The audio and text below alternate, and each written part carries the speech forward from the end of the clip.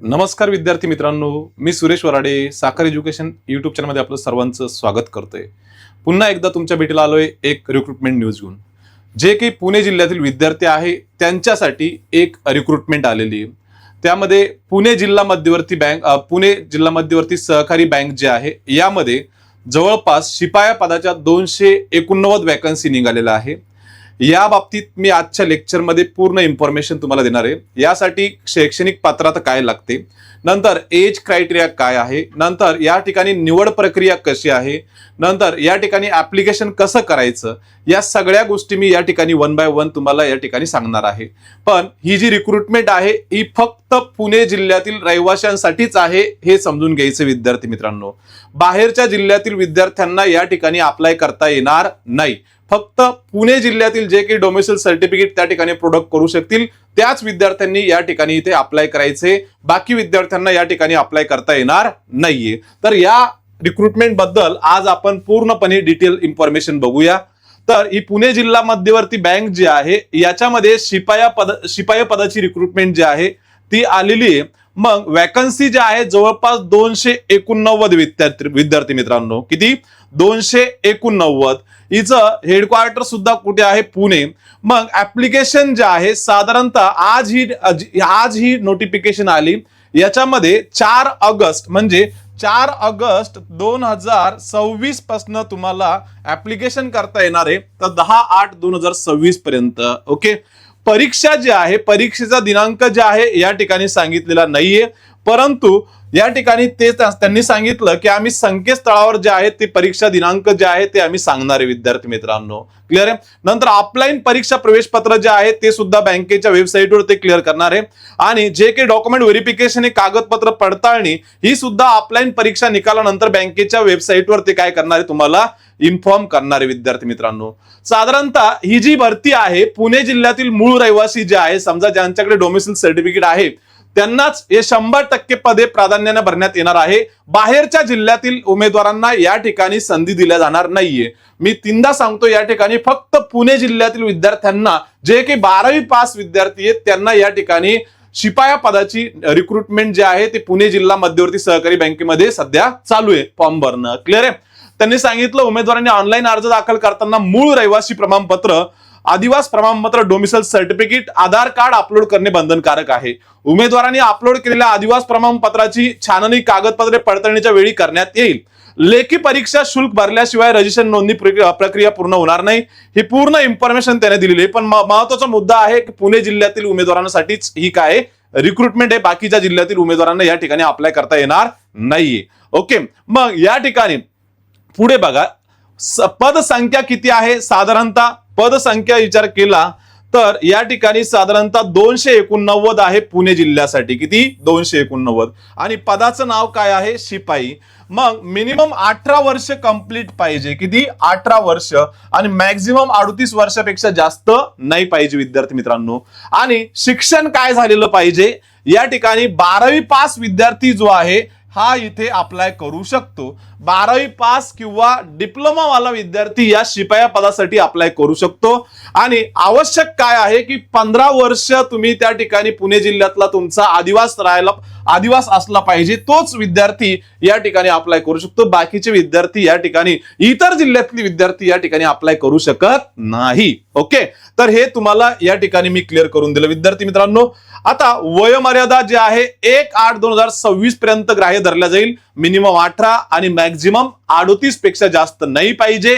नंतर पुढे बँकेत कंत्राटी तत्वावर नियुक्त विविध एजन्सी मार्फत सलग एकाच संस्थेत 1/8/2026 अखेर सलग किमान 3 वर्ष कामगाराचा अनुभव असलेल्या उमेदवारासाठी कमाल वयोमर्यादा 43 वर्षापर्यंत आहे। म्हणजे तुम्हाला जर एखाद्या एजन्सी मार्फत किंवा बँकेमार्फत तुम्ही काम करत असाल कंत्राटी, तर त्याला 43 वर्षापर्यंत तुम्हाला फॉर्म भरता येणार आहे। नंतर पुणे जिल्ह्यातील मूळ रहिवासी या ठिकाणी प्रत्येक वेळेस सांगितलेलं आहे की या ठिकाणी पुणे जिल्ह्याचा रहिवासी पाहिजे, पुणे जिल्ह्याचा रहिवासी पाहिजे। इतर जिल्ह्यातील उमेदवारांना फॉर्म भरता येणार नाहीये। आणि समजा पुणे जिल्ह्याबाहेरील मूळ रहिवासी असलेल्या विवाहित महिला ज्या आहे उमेदवारांच्या बाबतीत त्यांच्या पतीचे पुणे जिल्ह्यातील मूळ आदिवास प्रमाणपत्र सक्षम प्राधिकरणाचा विवाह नोंदणी प्रमाणपत्र सादर करणे बंधनकारक राहील। उमेदवार शिपाई पदाचे शारीरिक हालचालीचे कामकाज करण्याकरिता शारीरिक दृष्ट्या सक्षम सदृढ असणे आवश्यक आहे. ओके, या ठिकाणी विकलांग उमेदवाराची रिक्रुटमेंट केल्या जाणार नाहीये. शिपाई पदाची पदसंख्या कमी करण्याचा अधिकार बँकेने राखून ठेवलेला आहे. ओके, वाढवण्याचा आणि कमी करण्याचा सुद्धा. क्लिअर आहे. बँकेस कोणत्याही प्रकारचे समांतर आरक्षण लागू नाहीये. या ठिकाणी जे काही समजा नॅशनलाइज बँकासाठी रिझर्वेशन असतं या ठिकाणी रिझर्वेशन नाहीये, सगळ्यांसाठी सेम असेल. परीक्षा शुल्क किती आहे म्हणजे एक्झाम फीस किती आहे, साधारणतः 1650 रुपये या ठिकाणी काय असेल, एक्झाम फीस असेल with GST service charge. Okay, जे एक्झाम फीस आहे. नंतर या ठिकाणी प्रोबेशनरी पिरियड जो आहे तुमचा, निवड करण्यात आलेल्या पात्र उमेदवारांना 6 महिन्याचा तात्पुरता परीक्षा विधी म्हणजे प्रोबेशनरी कालावधी जो आहे तो असेल आणि त्या काळामध्ये त्याला पगार किती असेल तर 12,000 रुपये दरमहा एकवट पगार देण्यात येईल. सदर उमेदवारास नेमणुकीबाबत बँकेच्या कर्मचारी स्थायी आदेशातील व कर्मचारी सेवा नियमावलीतील प्रचलित नियम, अटी व शर्ती लागू राहतील. ओके, तर साधारणतः तुम्हाला प्रोबेशनरी पिरियड सीपीआयचा 6 महिन्याचा असेल हे लक्षात घ्यायचे विद्यार्थी मित्रांनो. ओके, हे सॅलरी पे जो आहे या ठिकाणी दिलेला आहे. ओके, नंतर शिपाई पदाकरता एक्झाम पॅटर्न कसा असेल, ऑफलाईन परीक्षा असेल. या ठिकाणी ऑनलाईन परीक्षा आहे का, नाही, फक्त ऑफलाईन परीक्षा तुम्हाला द्यायची आहे. मग या ठिकाणी 70 जे काही मार्क्स आहे या ठिकाणी ऑप्टिकल मार्क रेकग्नायझेशन पद्धतीने ऑफलाईन परीक्षा घेण्यात येईल. लेखी परीक्षेची प्रश्नपत्रिका वस्तुनिष्ठ व बहुपर्यायी स्वरूपाची असेल म्हणजे ऑब्जेक्टिव्ह एक्झाम असेल विद्यार्थी मित्रांनो. क्लिअर आहे. आणि परीक्षेचं माध्यम जे आहे साधारणतः मराठी मीडियम असेल. ओके, या ठिकाणी इंग्लिश मध्ये प्रश्न तुम्हाला दिसणार नाही.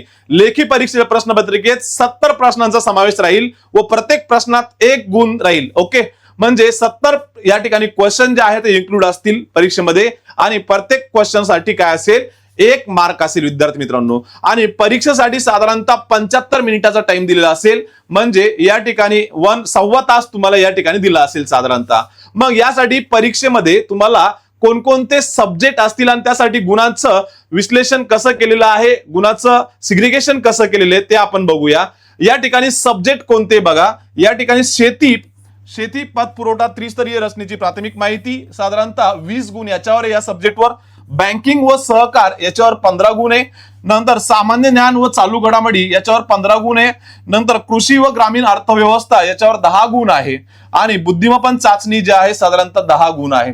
70 गुणांचा पेपर होईल या ठिकाणी आणि 70 प्रश्न तुम्हाला या ठिकाणी विचारले जाईल एकूण. ओके, या ठिकाणी इंग्लिश नाहीये, गणित नाहीये. जे काही समजा शिपाई पदासाठी फॉर्म भरताय या ठिकाणी इंग्लिशचा आणि गणिताचा संबंध नाहीये. फक्त शेती पत पुरवठा त्रिस्तरीय रचनेची प्राथमिक माहिती, बँकिंग व सहकार, सामान्य ज्ञान व चालू घडामोडी, कृषी व ग्रामीण अर्थव्यवस्था, बुद्धिमापन चाचणी. ओके, म्हणजे लॉजिकल रिझनिंग जे आहे ते या ठिकाणी असणार आहे. क्लिअर आहे. तर अशा पद्धतीचा तुमचा एक्झामचा पेपर जो आहे तो होणार आहे शिपाई पदासाठी पुणे जिल्हा मध्यवर्ती सहकारी बँकेचा. मग या ठिकाणी लेखी परीक्षेत जे आहे लेखी परीक्षेत प्राप्त होणाऱ्या गुणानुक्रमे रिक्त पदांच्या एकाच 3 प्रमाणानुसार मुलाखतीस पात्र उमेदवारांची आसन क्रमांक यादी बँकेच्या संकेतस्थळावर प्रसिद्ध करण्यात येईल. म्हणजे या ठिकाणी इंटरव्ह्यू सुद्धा आहे विद्यार्थी मित्रांनो. पीडीसीसी बँकेचं शिपाई पदाची रिक्रुटमेंट आहे आणि यासाठी मुलाखत सुद्धा होणार आहे. म्हणजे या ठिकाणी एका जागेसाठी तुम्हाला एकाच 3 उमेदवारांना काय केलं आमंत्रित केलं जाणार आहे आणि त्याच्यापैकी एक जो आहे तो याची फायनल निवड या ठिकाणी करण्यात येणार आहे. क्लिअर आहे. नंतर पात्र उमेदवाराची मुलाखतीपूर्वी आवश्यक शैक्षणिक पात्रता इतर संबंधित मूळ प्रमाणपत्राची प्राथमिक कागदपत्र पडताळणी बँक अधिकाऱ्यामार्फत करण्यात येईल. हे पूर्ण इन्फॉर्मेशन दिलेली आहे. नंतर कागदपत्रे पडताळणीमध्ये पात्र झालेल्या उमेदवाराची मुलाखत घेण्यात येईल, परंतु उमेदवार मुलाखतीस गैरहजर राहिल्यास तो अंतिम निवडीस अपात्र ठरेल. ओके, नंतर मुलाखत जी आहे साधारणतः किती गुणांची असेल तर या ठिकाणी ऑब्जेक्टिव्ह पेपर तर आहेच पण मुलाखत सुद्धा आहे साधारणतः 30 गुणाची मुलाखत असेल. किती? 30 गुणाची. 30 गुणात या ठिकाणी तुम्हाला मुलाखतीमध्ये काय विचारलं जाईल तर व्यक्तिमत्व, शारीरिक क्षमता, संवाद कौशल्य, नंतर बँकेची प्राथमिक माहिती, पुणे जिल्ह्याचे स्थानिक ज्ञान, सेवावर्ती सहकारातील मूलभूत तत्वे, शिष्टाचार इत्यादी बाबी विचारात घेण्यात येईल. मुलाखतीला 30 पैकी गुण देण्यात येईल. ओके, साधारणतः 100 मार्काचा पेपर असेल मुलाखत प्लस ऑब्जेक्टिव्ह जे काही पेपर आहे त्या पद्धतीने. नंतर अंतिम निवड कशी होणार आहे या ठिकाणी उमेदवाराचे परीक्षेतील गुण जे आहे आणि मुलाखतील जे गुण आहे या दोघांना एकत्र करून या ठिकाणी अंतिम निवड होणार आहे. सरासरी गुणांची बेरीज करून एकत्रित एकूण 100 गुणांच्या गुणानुक्रमे अंतिम निकाल जाहीर करण्यात येईल व रिक्त पदांच्या 20% प्रमाणे उमेदवारांची प्रतीक्षा यादी तयार करण्यात येईल. म्हणजे जेव्हा समजा तुमची मुलाखत होईल आणि तुमचं लेखी परीक्षा होईल याच्यानंतर सुद्धा काही विद्यार्थी जॉईन करतील, काही विद्यार्थी जॉईन करणार नाही. यासाठी 20% जागा ज्या आहेत त्या राखीव ठेवण्यात येणार आहे, जे की समजा प्रतीक्षा यादीतील विद्यार्थी असतील त्यांच्यासाठी. सदर अंतिम निवड यादी प्रतीक्षा यादी बँकेच्या संकेतस्थळावर प्रसिद्ध करण्यात येईल. सदर प्रतीक्षा यादीचा कालावधी हा अंतिम निवड यादी जाहीर केल्यानंतर दिनांक 1 वर्षापर्यंत राहील असं त्यांनी सांगितलेलं आहे. ओके. आणि प्रतीक्षा यादी तयार करताना वयाची ज्येष्ठता, अनुभव, आडनावाच्या इंग्रजी अक्षरानुसार क्रम विचारात घेण्यात येईल. अंतिम निवड जी आहे सूचीतील उमेदवारांना बँकेच्या प्रचलित अटी शर्तीनुसार नियुक्ती देण्यात येईल.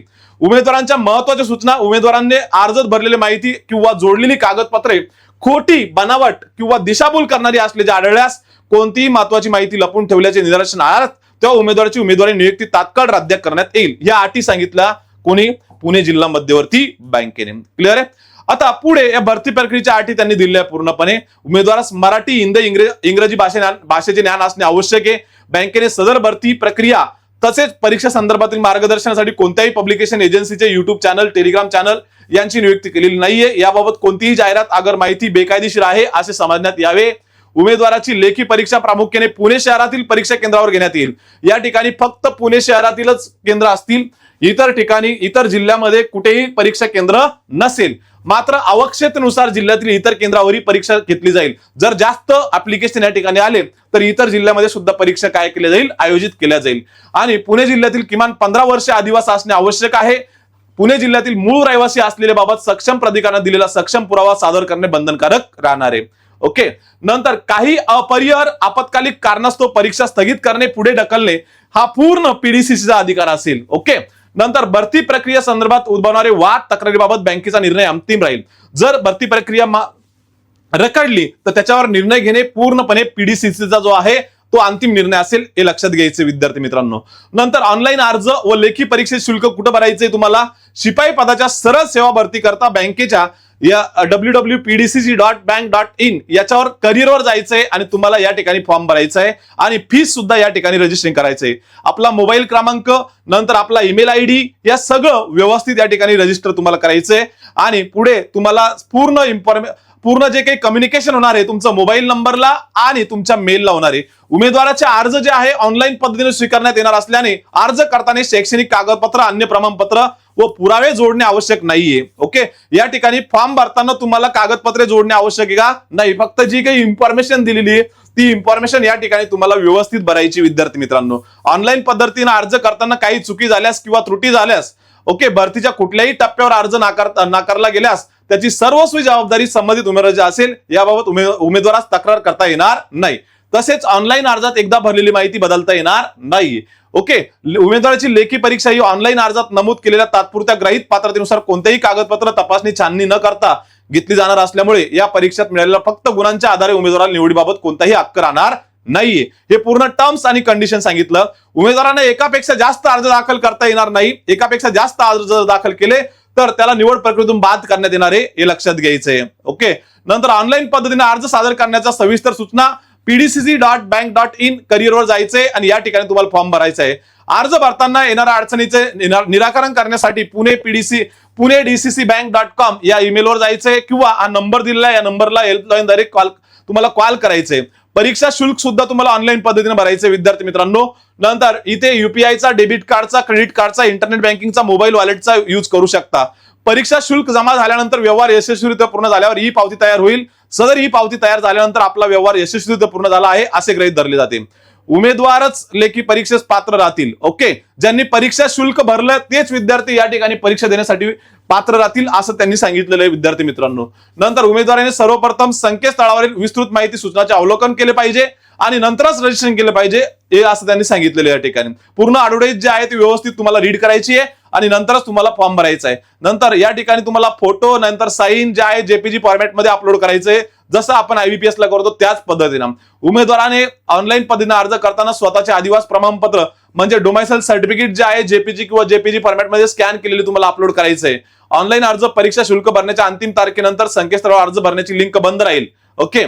नंतर लेखी परीक्षेची माहिती उमेदवारास ईमेल SMS द्वारे कळवण्यात येईल असं त्यांनी सांगितलेलं आहे. क्लिअर आहे. परीक्षा केंद्र, बैठक क्रमांक इत्यादी बाबतची माहिती विविध सगळं पुणे dccbank.com या वेबसाईटवर तुम्हाला व्हिजिट देत राहायचंय पूर्ण इन्फॉर्मेशन घेण्यासाठी विद्यार्थी मित्रांनो.